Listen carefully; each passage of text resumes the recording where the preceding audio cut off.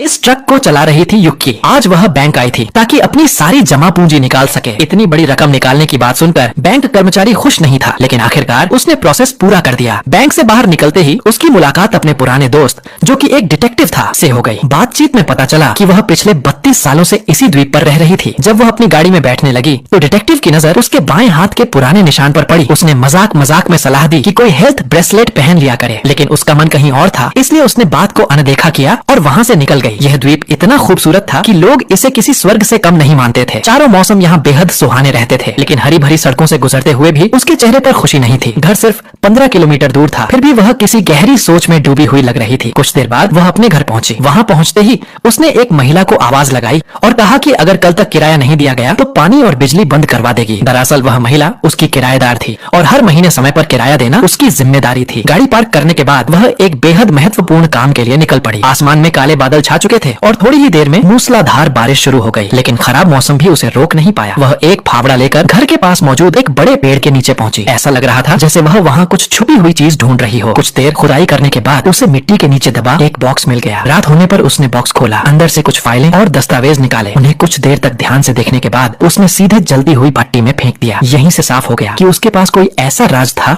जिसे वह दुनिया से छुपा कर रखना चाहती थी। इसके बाद उसने एक सुसाइड नोट लिखा, अपने शिकारी कुत्ते को कमरे में बंद किया और एक कुर्सी पर बैठकर शॉटगन हाथ में ले ली। वह अपनी जिंदगी